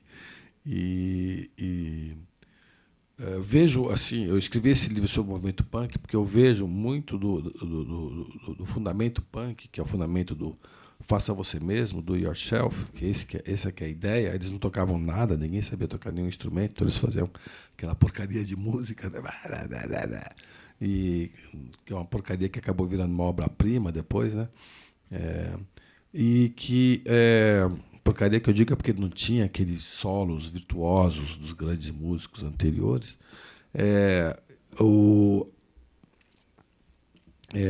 A Chomsky, que para mim é o melhor intelectual moderno, ele compara assim, o mundo de hoje com o ideal punk. E se você pensar em tecnologia da informação, todos os caras que estão na ponta, né, o Google, o Zuckerberg, todos esses caras que o próprio Bill Gates, o Steve Jobs, não, o Jobs, eles, de uma certa maneira, eles cresceram e nasceram sob o signo da cultura punk. Eles ouviam The Clash, Sex Pistols, eles gostam de rock and roll e tal. Então, aquele ideal que a gente achava que era o ideal cultural de uma época, enterrado, um ano depois que nasceu, é um ideal que veio, de uma certa maneira, alimentando gerações e que chega hoje neste ideal do do-it-yourself. Então, você quer fazer um livro, você não fica esperando o contrato de uma grande editora. Você pode fazer esse livro via internet, você pode fazer uma produção independente. Você quer fazer um móvel, você não precisa ficar esperando, né, um contato com uma fábrica. Você você mesmo consegue fazer. Você quer expor o seu quadro, você não precisa esperar um convite de uma galeria. Você pinta uma parede, né? Você picha, você faz um grafite, né? E o Facebook, e o Google, e tudo, o YouTube, todas essas ferramentas, as quais a gente está completamente viciado e dominado, são ferramentas que exatamente te propõem que você seja o seu próprio editor, o seu próprio patrão, né? Eu vim para cá com um táxi que é um táxi meio Uber, né? E aí tá bravíssimo com o Haddad, falou que o Haddad acabou com o Uber, e Uber não, com o táxi em São Paulo. Mal sabia ele que foi meu sobrinho que fez isso. O meu sobrinho que fez FEA, que era da McKinsey, que trabalhou com o Haddad, e ele fez todos os táxis terem o mesmo preço. O preto, o branco, o vermelho, o branco, o azul e branco. Eu não sabia, tem um táxi preto blindado, aqueles táxis que tem nos hotéis de luxo em São Paulo, eles são blindados e são bilíngues motoristas. Todos agora são obrigados a cobrar o mesmo preço. E eles se montam cooperativas, né? Esse táxi que eu vim, que é um táxi para cadeirante, foi ideia minha. Ele cobra o mesmo preço e ele tem uma cooperativa de 20 táxis para cadeirante, e ele me deu o cartão e falou: quando você quiser, você liga para nós, a gente é 24 horas, não sei o que e tal. Muito mais interessante do que você ter aquela cooperativa em que em São Paulo costumava ter um empresário, tinha vários carros, subornava a prefeitura para conseguir várias licenças e explorava vários motoristas pagando uma miséria. Não, agora todo mundo é dono do seu negócio, tem equipe e tal. Eu acho que é um mundo mais fascinante, mais eficiente, né, do que aquele mundo anterior. Então, eu aposto muito na economia compartilhada e sou um adepto. E eu acho que é uma das boas coisas que aconteceram no mundo hoje, né? O problema é que, infelizmente, vão ter 10 bilionários no mundo, né? O Google, o Zuckerberg e outros, o cara do YouTube e tal. E as empresas de telecomunicações todas vão falir, vai ser uma desgraça, mas vai ser interessante. Desculpe, eu acho que eu estou um pouco gripado, desculpe.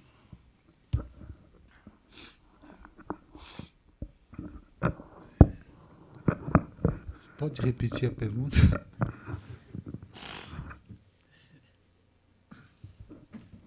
Como preservar a tradição? Isso. Sim. Bom, eu acho que é simples, sabe? Quando eu visito uma comunidade, eu não quero mudar aquilo, né? Alterar o que eles sempre já fazem há muito tempo. Eu só procuro ampliar, sabe? É muito simples, é isso. Respeito muito, porque eu acho que o mundo hoje está virando tudo 3D, né? E o meu caminho é o contrário, sabe? Eu falo, não, eu vou manual, acho que o manual você resgata tradições, você contribui também. Hoje tem um movimento chamado slow design, que é o tempo que demora, a importância que se leva a manufaturar um objeto e não ficar tudo massificado. Então, o fazer manual ele dá um caráter único a um objeto, que cada um é diferente. Então, eu vou através disso, sabe? Eu acho que você contribui em várias formas para manter, né, menos que não sejam tão agressivas, né, ao que se faz hoje. Desculpa, eu não respondi a sua pergunta, porque acho que eu não sei responder. Desculpa. Mas eu queria fazer... Ótimo, achei incrível, aprendi tanto. Eu queria fazer... Eu vi assim o teu texto no Estadão, falei, pô, privilégio estar aqui escutando isso. Eu queria fazer uma pergunta para você, posso? Claro. Você está falando muito em 3D, a segunda vez que você fala isso, já é o 3D, a impressora 3D já é uma realidade? Sim. De artesões Hoje se faz pontes 3D, casas, na Holanda, né? Como ponte 3D? Como assim? Uma ponte, fica lá aquela maquininha, que é um guindaste, né? A ponte 3D.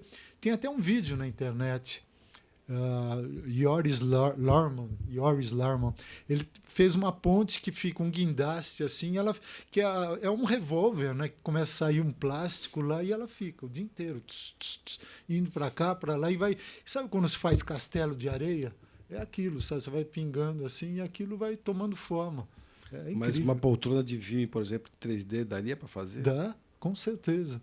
Uma poltrona eu falei Vime, não sei se é Vime. Não, que não dá, né? Porque o material que sai que daquele... Você tem ali, né? Aqueles artesãos que fazem aquelas poltronas. Que o material que sai já é uma coisa derretida, quente, né? Que vai solidificando. Então não dá, acho que... O material sempre é o plástico. Sempre uma resina lá que... Você tem uma impressora 3D? Não tenho, não. Eu sou assim mais o manual, sabe? Se um dia vocês quiserem conhecer meu estúdio, são 13 pessoas, bem pequeno, artesãos. E é na Santa Cecília. Estou há 13, desde 90, anos 90 lá. Não, nada. Agora atiçou.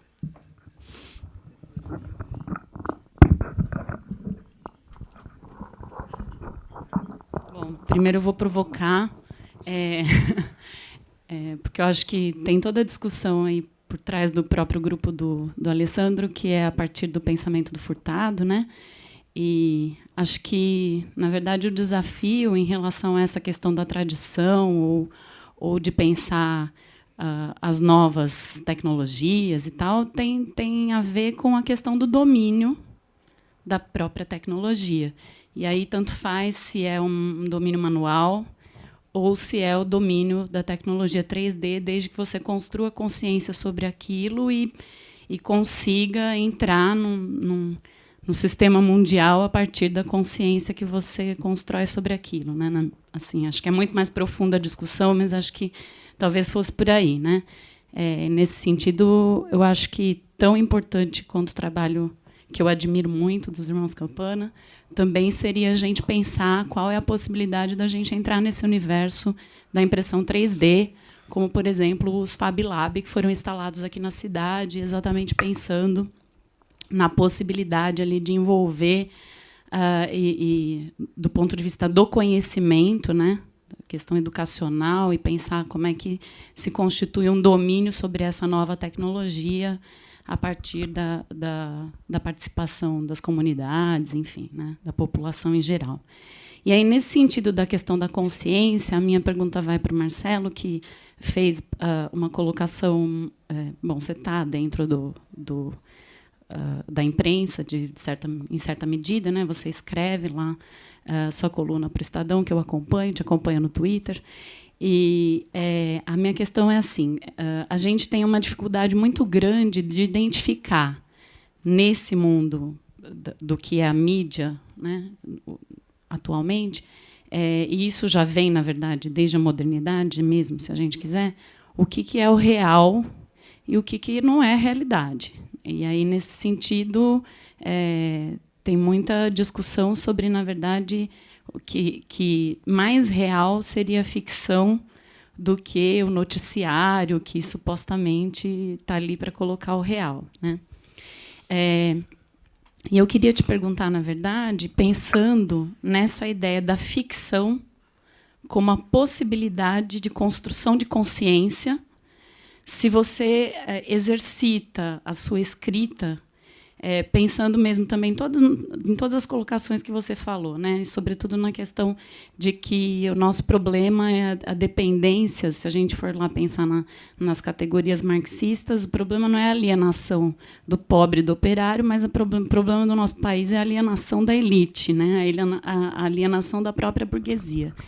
Nesse sentido, assim, como é que é o seu exercício de escritor para exercitar consciência, né, e tentar se descolar de uma alienação que a gente está o tempo todo submetido, né? É isso. Vocês fazem perguntas muito sofisticadas. Estou acostumado a fazer isso em escola. Né? Como você começou a sua carreira? Vou começar falando da verdade e da mentira. Né? Eu acho que isso vai ser eu não sei como é que vai ser o mundo daqui a 10 anos. Vai ser uma loucura. Né? Ontem eu saí do metrô, era 10h30. No metrô, eu ando de metrô há muitos anos e as pessoas antigamente liam jornal. Né? Agora as pessoas ficam no celular, né? Muitas delas com fone de ouvido, fechadas no seu próprio mundo. Né? Aquilo me entristece muito, porque as pessoas não se olham mais, as pessoas não conversam. E eu detesto andar com o celular, eu não consigo. Né?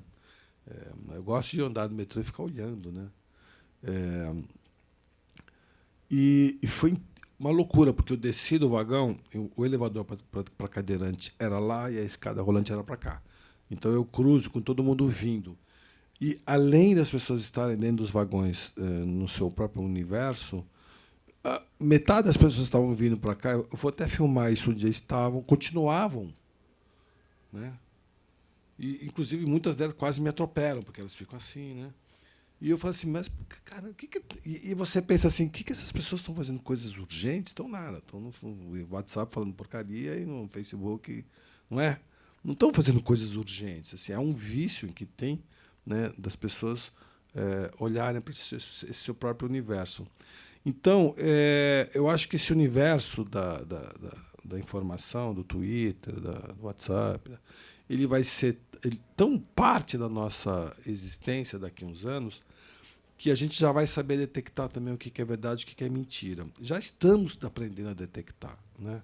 Apesar de ter saído, aliás, eu também contribuí para isso, uma notícia de que o Lula ia ser preso ontem, né, segunda-feira, num blog de um cara bastante importante, e aí houve manifestação no Brasil inteiro.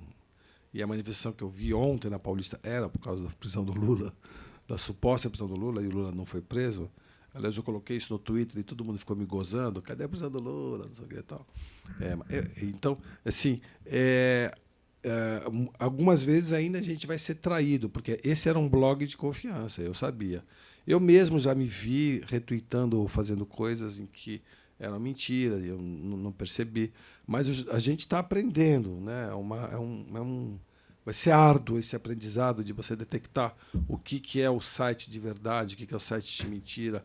Eu acho que você já deve fazer isso quando você faz, né, reencaminha para os seus amigos. Era a grande arma de sobrevivência da grande imprensa. Né? É o famoso caso do Michael Jackson. Né? Michael Jackson morreu às 9h40, não saiu em lugar nenhum, só saiu num site de fofoca, o TMZ. Todo mundo falou, pera um pouquinho, esse site está dizendo que o Michael Jackson morreu? Não é possível. Ninguém dava. A imprensa mundial inteira em estado de alerta com a notícia. 9h45, nada. 9h47, nada. 9h50, nada. 10 horas o Los Angeles Times deu, que é o maior jornal da costa oeste americana. Michael Jackson morreu. Aí 10 horas e 5 segundos, todos os jornais do mundo deram. Então ficou todo mundo aguardando uma notícia confiável. É o que você faz quando você chega em casa e alguém fala, você viu? Você vai o quê? Você vai ou no UOL, ou no Estadão, ou na Folha, ou no Globo, ou no G1, você não consegue não passar por essas fontes, apesar de que a gente também, né, no UOL, o Estadão, a Folha, tem muito erro, né? Mas você primeiro precisa checar nas informações. Precisava, porque eu soube agora, recentemente, há pouco tempo, que as pessoas já não vão mais no UOL e já não vão mais no Estadão. Elas vão no Facebook. Né? Então, eu vou no UOL e no Estadão. Então, primeira página que eu ligo no meu jornal é o UOL e o Estadão, G1, às vezes, Folha. Mas eu sou minoria. A página de um portal de notícias, que era o que a gente estava apostando na sobrevivência do jornalismo, já é irrelevante. Né? A prioridade é a rede social e nós vamos ser dominados e não tem jeito, né? Então, assim, eu realmente não sei como é que vai ser o mundo daqui a 10 anos, acho que ninguém sabe. Mas a gente vai encontrar instrumentos, com certeza, para tentar distinguir a verdade da mentira, a notícia da verdade, a notícia da mentira. Em relação à ficção, é uma arma fabulosa que os escritores têm para falarem de si mesmos, né? Meu primeiro livro é uma autobiografia, Feliz no Velho, né? A minha história, a história da minha família. O meu segundo livro é uma ficção, quase uma ficção científica, chamada Blackout, mas nela tem uma relação de amizade que eu tive na minha vida, de fato, né? A construção de uma amizade entre dois caras, assim, uma amizade que realmente eu vivi, ou até eu idealizei. O meu terceiro livro, O Abrali, é uma história em que aconteceu com um amigo meu, que entrou para o Santo Daime e deu uma pirada. O meu quarto livro, Bala na Agulha, é uma história que aconteceu com outro amigo meu, da minha escola, em que eu dei uma ficcionada. O meu quinto livro é a história da minha família, só que quando termina o livro eu falo: esta família é inspirada na família Paiva, mas não é a família Paiva, blá blá blá blá blá blá blá blá. É a história do Vale do Ribeira, lá em que teve a guerrilha do Vale do Ribeira, e minha família tinha uma fazenda no Vale do Ribeira e acabou sendo envolvida indiretamente na guerrilha do Vale do Ribeira, sem nem saber que existia uma guerrilha do Vale do Ribeira. E aí, para o meu pai e meu tio serem um cara de sempre ligados à esquerda, meu tio era do Partido Comunista e meu pai era do Partido Socialista. Então a Marinha achou que eles tinham relações com o Lamarck, só que eles nem conheciam o Lamarck. E eu escrevi um livro, mas de uma família fictícia, mas que era a minha família, né? Então a ficção, minha primeira peça de teatro, chamada E Aí Comeu, ela é sobre o meu divórcio, meu primeiro divórcio. E é engraçado que a minha mulher foi ver com o marido novo dela, e eu falei para ela assim: "Ah, sobre nós, hein?" Só que a minha personagem, ela fazia um aborto. A minha mulher não fez nenhum aborto. Na saída ela ficou putaça, desculpa, ela ficou muito brava. Ela falou: "Você falou que eu fiz um aborto, agora a família inteira dele está achando que eu fiz um aborto." Aí eu falei: mas é sobre nós, mas é uma ficção. Mas nada disso daquilo aconteceu. E ela não percebia que frases que a gente disse um para o outro na fatídica tarde de domingo, em que você acorda de manhã e a sua mulher fez as malas, falou: ou você ir embora ou ela ir embora, eram frases que ela e eu dissemos, né? Ela não lembrava daquilo, né? Então, mesmo eu ficcionando uma realidade, às vezes a ficcionada não se vê naquela realidade, o que a prova de que a forma como eu vejo o Alê não é a forma como o Alê me vê. Então, se eu for escrever algo sobre o Alê não vai se reconhecer. E se ele escrever algo sobre mim, eu não vou me reconhecer. Então, a ficção é uma arma fantástica, inventada há 2.500 anos atrás, de se falar da realidade, né? E de a gente se esconder na mentira, né? A gente fala da gente mesmo se escondendo na mentira, né? Hoje mesmo, por exemplo, antes de vir para cá, olha, me acordaram com um táxi lá embaixo e eu estava tendo um sonho com a Carolina Dickmann. Eu estava beijando a Carolina Dickmann. Só que eu beijava a Carolina Dickmann e eu pensava assim: nossa, que trabalho que vai dar se eu for namorado dessa mulher. Imagina, eu vou ter que alugar helicóptero, eu vou ter que... Aliás, ela chegou no restaurante de helicóptero, um sonho, né? E assim, pensando, nossa... E a minha empregada me acordou e eu, desgraçado, eu estava beijando a Carolina Dickmann. Aí eu vim para o carro, eu falei: nossa, isso dá uma crônica, né? O cara sonhando com a Carolina Dickmann e sendo acordado por um compromisso. Mas, por outro lado, um pouco aliviado, porque eu já estava ficando angustiado de saber que eu tinha que ter um carro blindado, eu tinha que ter casa em Angra, eu tinha que ter uma lancha para ter uma relação com a Carolina Dickmann. Eu falei: não, prefiro continuar sem ter esse tipo de, né, de compromisso amoroso com uma pessoa tão importante como a Carolina Dickmann, né? Aí eu pensei em escrever sobre isso, mas eu falei, mas não vou escrever assim, vou fazer uma ficção, entendeu? Um personagem que estava sonhando com a Carolina Dickmann e foi acordado por um despertador, por um taxista tocando o interfone, né? E aí no caminho ele, né, resolve, foi um alívio ele ter acordado, porque ele já estava ficando angustiado no meio do sonho da quantidade de restaurantes caros que ele ia ter que pagar para a Carolina Dickmann, né? Isso tudo estou falando porque eu era amigo da Fernanda Lima, só para acabar, e da Helena Rizzo, que a Helena Rizzo é a dona do Mani, e a Fernanda Lima, elas tinham 18, 19 anos de idade, elas eram só apenas modelos. A gente era muito amigo. E uma vez elas fizeram um jantar para mim, eu ia fazer um jantar, eu trabalhava na Ilustrada, ia fazer um jantar para o novo editor da Ilustrada, então chamei as duas e eles fizeram um jantar, né? E a Fernanda Lima era a garçonete e a Helena Rizzo cozinhando. Meu amigo, que era o novo editor da Ilustrada, ficou completamente impressionado com a minha vida, né? Achando que eu fosse um cara, né? E aí eu morava com outro amigo meu, com o Kiko, e aí a gente ia passar o Réveillon em Angra, Réveillon do ano 2000. Todo mundo ia passar o Réveillon do ano 2000 em Angra. Minha família tinha alugado uma casa lá e tal. E elas também. Aí eu falei, que legal, vamos junto, não sei o que e tal. E elas ficaram com a cara meio assim, tá, vamos, não sei o que e tal. Pô, inclusive lá, vamos lá se encontrar em Angra, né? Beleza, tá. Aí a gente acabou não se encontrando em Angra, né? Na verdade, elas iam de helicóptero para Angra, um cara, um namorado da Fernanda Lima, um cara muito rico naquela época.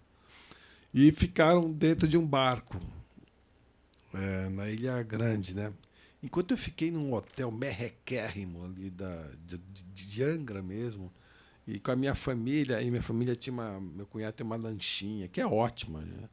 Aí, assim, eu combinei com o meu amigo que morava comigo, o Kiko.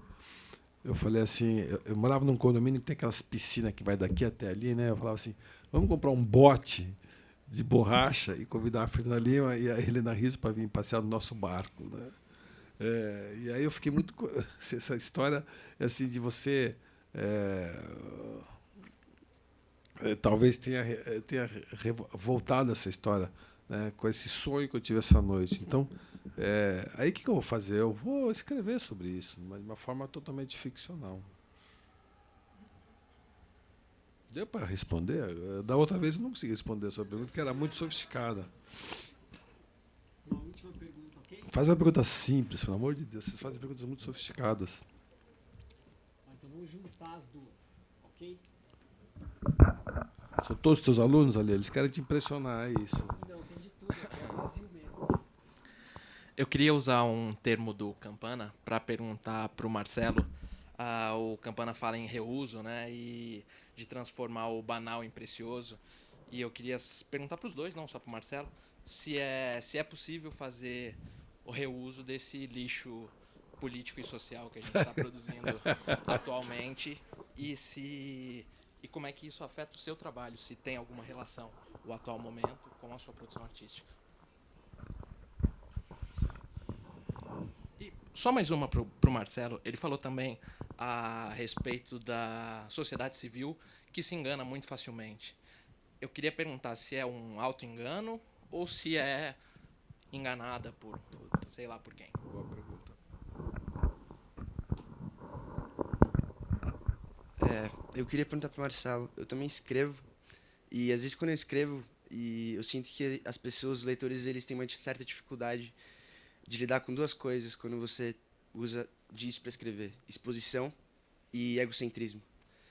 E aí entra no que você falou agora há pouco, de que quando você pega e camufla isso, por exemplo, ela vai te falar eu, você finge que é outra pessoa. E tanto na questão do egocentrismo da exposição, porque cabe para os dois, enfim, não sou eu, e entrando na exposição, e no egocentrismo também não sou eu. Queria saber, como escritor, como você acha que isso é real, que é realmente assim, as pessoas têm uma certa dificuldade com essa questão de exposição e egocentrismo, e se você ficciona isso, se você leva para uma coisa fingindo que não é sobre você, falando de você, se as pessoas recebem melhor.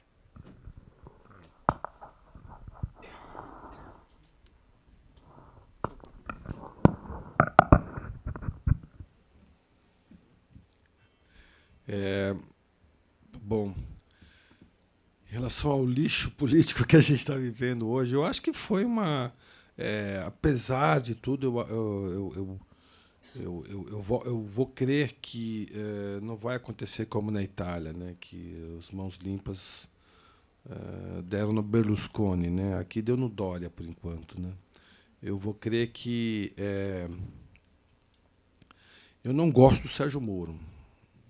Eu duvido do Sérgio Moro. Eu sei que é o grande herói da pátria. Eu sei que vocês, como advogados, devem idolatrá-lo. Eu não gosto. Eu sei há 2 anos que a função, que o desejo do Sérgio Moro. Eu sei disso porque eu estava num almoço com a imprensa com o Sérgio Moro, quando nem tinha começado ainda a Operação Lava Jato a respingar no governo da Dilma e no Lula, e eu sei que o objetivo dele era prender o Lula. Ele falou isso nesse almoço há 2 anos atrás.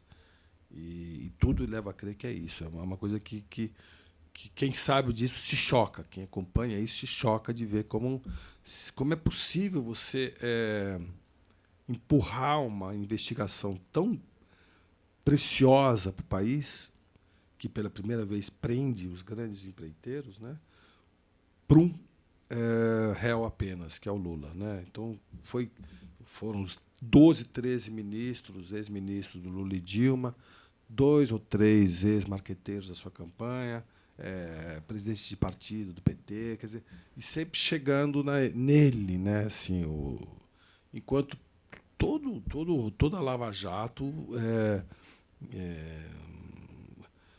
que foi, na verdade, como as mãos limpas, né? As mãos limpas na Itália eram 5 partidos mais o Partido Comunista Italiano.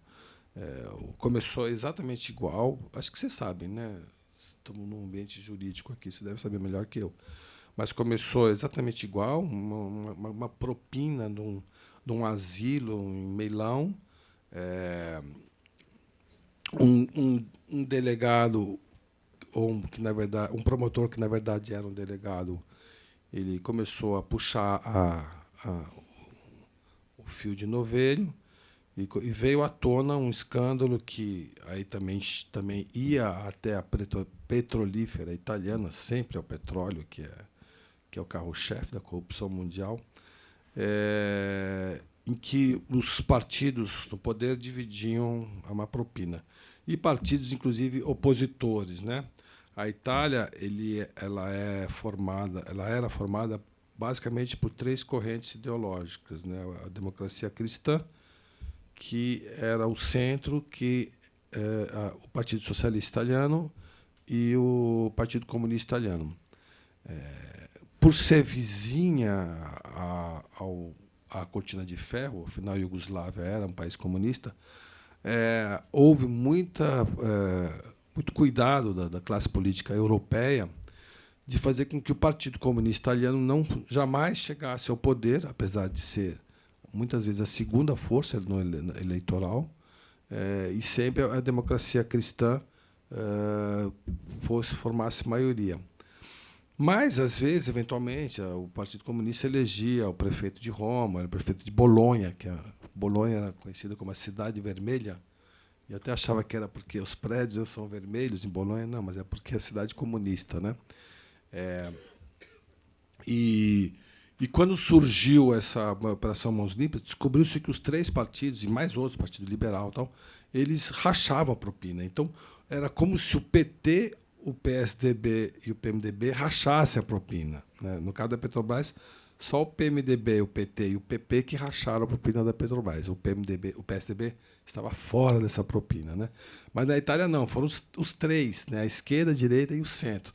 Então o escândalo político foi muito maior até do que o Brasil, porque o desencanto não é. Aqui o PSDB se salvou um pouco, né?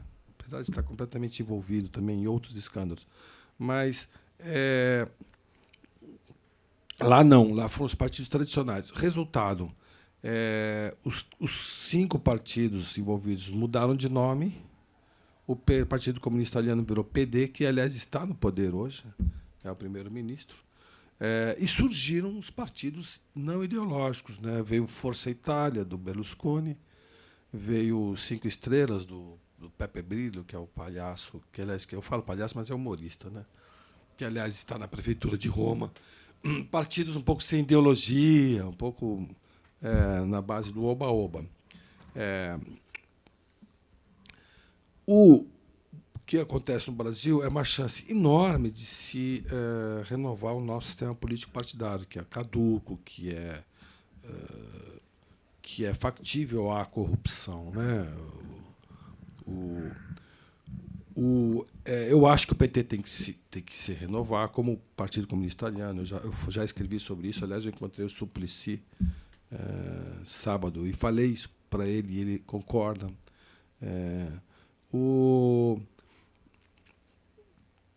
Me incomoda muito, no caso da Operação Lava Jato, que o leque não foi tão amplo como a Operação Mãos Limpas, que foi do Partido Comunista Italiano ao Partido Democrata Cristão, ao Partido Socialista, ao Partido Liberal. Ficou apenas restrito ao PT. O PT é o grande mal da humanidade, sendo que o PT criou um sistema de corrupção que já existia na Petrobras. Ele sofisticou um sistema de corrupção que foi criado no governo Fernando Henrique, e a morte do Paulo Francis tem muito a ver com isso. Porque o Paulo Francis foi o primeiro que começou a denunciar isso no governo Fernando Henrique. O Mensalão foi uma sofisticação de um projeto idêntico do PSDB, né, o famoso Mensalão Mineiro. O Youssef, inclusive, trabalhava primeiro para o PSDB, depois para o PT. Aquele Marcos Valério também. Amigos meus que trabalham há muito tempo no governo do Estado de São Paulo, ou na Prefeitura de São Paulo, sabem como é o sistema de corrupção, como a corrupção está enfranhada assim, no poder, independentemente do fato de ser PT, PSDB, PMDB ou PP no poder, né? Só que a Operação Lava Jato está focada só num vilão, que é o Lula, que é a Dilma, que é a destruição de um projeto de esquerda, que é uma destruição de um projeto de distribuição de renda, que é a destruição de um projeto de levar pobre para a faculdade, de dar Bolsa Família, que e se você conversa com os jornalistas internacionais, eles falam que o Brasil era um nada antes do Lula na imprensa nacional, que só o Lula que trouxe o Brasil uma relevância política importante por ter feito um projeto. Isso estou falando da democracia recente, né? Porque políticos no passado foram importantes também, o próprio Juscelino, né? Então, assim, me incomoda muito essa quando você fala assim, nós somos iludidos porque a gente quer se iludir ou porque existe uma força que nos ilude. Eu acho que os dois, entendeu? A gente quer se iludir de achar que realmente, sem o PT no poder, todos os bens e os males serão resolvidos no Brasil, né? Eu lembro, inclusive, quando teve um impeachment, que no dia seguinte aparecia o Brasil hoje, aí era um paraíso, né? Tudo assim, né? E não é. Assim, os problemas não vão se resolver, a corrupção não vai se resolver. É uma chance enorme que a gente tem de tentar resolver. Eu sei que a OAS agora, todo o contrato que a OAS faz tem um delegado de polícia ao lado. A Odebrecht, o Fernando Henrique fala isso na biografia dele, né? Que desde o governo dele a Odebrecht já era um caroço difícil de engolir, né? A Odebrecht fazia negócio com Geisel, né? Geisel, Geisel, Figueiredo. Então, assim, desde quando existe obra, existe empreiteira, desde quando existe empreiteira, existe corrupção, né? Porque quem toca a obra é o governo, quem obriga a obra é o governo. Então a corrupção foi inventada na construção do Coliseu, né? É uma grande chance, né? Com transparência, com troca de informações, de se desvendar e se acabar com esse atraso, né? Quer dizer, eu acho muito que do atraso brasileiro está, sem dúvida nenhuma, por causa da corrupção, né? Eu vejo isso como deficiente, né? Às vezes eu vou num lugar, não tem banheiro, mas tem que ter banheiro pela lei. Aí por que não tem banheiro? Porque o dono corrompeu o fiscal. Eu fico super furioso. E aí eu sei, então. Aí você chega para o dono do estabelecimento, você sabe que ele corrompeu o fiscal. A multa para não ter banheiro para deficiente é R$ 2.000 por mês. é mais caro até do que a multa por não ter acesso. Tinha uma balada em São Paulo que tinha um banheiro para deficiente, mas não tinha o acesso. Então eles preferiam pagar a multa do acesso, que era 1.000, do que a do banheiro, que era 2.000. E quando você vai para um lugar que acaba de inaugurar, que tem uma escada, você fala, isso aqui tem corrupção, entendeu? Então, assim, é algo que está no dia a dia do deficiente, prejudica a vida do deficiente. As calçadas de São Paulo são aquele lixo. As pessoas não conseguem andar. Por quê? Porque os moradores que deveriam zelar pela calçada não zelam. Por quê? Porque eles corrompem o fiscal que aparece, que vai multar, entendeu? Então, assim, a corrupção ela é muito prejudicial ao sistema todo. Ela é realmente uma erva daninha. Se as pessoas se iludiram ou não, as pessoas se iludiram na ascensão do nazismo, as pessoas se iludiram em outras ocasiões da história, entendeu? É importante. No golpe de 64, as pessoas realmente, sei lá, se iludiram em vários momentos. Se iludiram no governo de Getúlio, entendeu? Eu, por exemplo, eu vejo fotos, às vezes, assim, de militares brasileiros, depois de 64, com vários civis ao redor, né? Eu fico pensando... por exemplo, eu recusei um prêmio agora, que seria dado pelo próprio governo Temer, né? pelo próprio Temer, inclusive, porque eu não conseguiria me ver naquele ambiente de Brasília, com aqueles caras ao lado do Temer, apesar do Temer ter sido vice da Dilma, me colocando uma medalha no peito. Eu me sentiria fisicamente incomodado com aquilo e eu recusei esse prêmio. Então eu vejo, assim, às vezes, em todas as ditaduras aparece aquela quantidade de gente atrás para se aproveitar daquilo, do momento. Aquele momento é o momento de se ganhar dinheiro, né? Ver o que aconteceu na França, quando os nazistas... Aliás, que é um tabu na França, né? Quando os nazistas ocuparam a França, a outra metade foi ocupada pelos próprios franceses, né? E como isso até hoje é um tabu para os franceses. Veja como existe os adeptos e fãs do Pinochet no Chile, né? Então, não sei se as pessoas se enganam, se as pessoas realmente acreditam naquilo. Pode ser que as pessoas... Eu me pergunto, por exemplo, como é que alguém pode ser de direita no Brasil? Isso já é uma coisa que eu fico... né? Até eu não sei que foi a Mônica Iose, alguma dessas pessoas que causam bastante polêmica no Twitter, fala que não existe coisa pior do que um pobre ser de direita, né? Como tem negro americano que é republicano, que é pró-Trump, né? Então, assim, como você pode ser de direita no Brasil? Demorou para a direita brasileira, né, aparecer do pântano. Por quê? Porque como é que você pode ser de direita num país com tanta desigualdade, né, com tanta pobreza? Se você andar pela rua de São Paulo aqui, você vê a quantidade de gente dormindo na rua, miserável. Né? Como é que você pode ser de direita? Não dá. Você quer que aquela pessoa tenha o Estado ao lado dela. Você não quer que o Estado... Você não quer enxugar o Estado, você quer aumentar o Estado, apesar de ser de uma forma que tem que ser uma forma organizada, né? Não de uma forma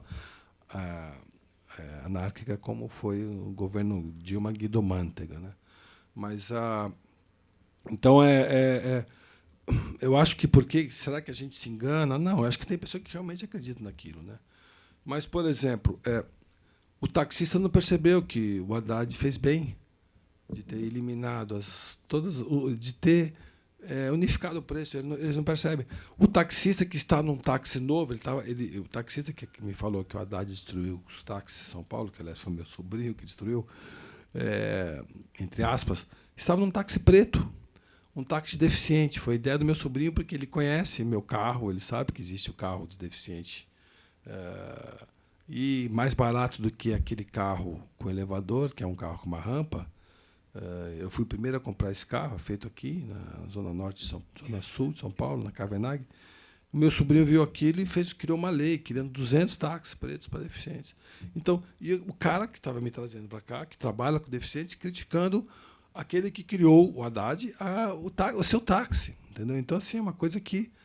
o cara não percebeu que, pelo contrário, o Haddad, ele está trabalhando graças ao Haddad, né? Que é justo... que nenhum lugar do mundo tem esses 5, 6 tipos de táxi, que você chega no aeroporto de qualquer cidade do mundo, o táxi que te pega do aeroporto não é 30% mais caro, como é aquele táxi de Guarulhos, do que o táxi normal, né? Então, realmente, sim, eu acho que tem um pouco das duas coisas. Tem falta de leitura, falta de cultura, falta de escola, que é o mal brasileiro, né? As pessoas do Brasil não leem. Os piores índices de leitura do mundo no Brasil, é 0,5 livro ao ano por pessoa. Então, cada pessoa lê um livro a cada 2 anos, em média. Na Argentina, 6 livros por ano. Nos países europeus, 12 livros por ano. Os americanos leem demais. Então, ninguém lê. Então, não sei se também um pouco desse estrangulamento político vem do estrangulamento cultural. A tua pergunta...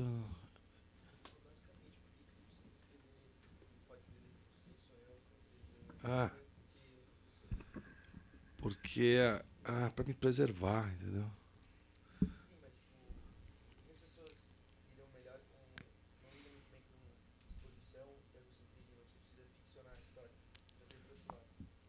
Entendi.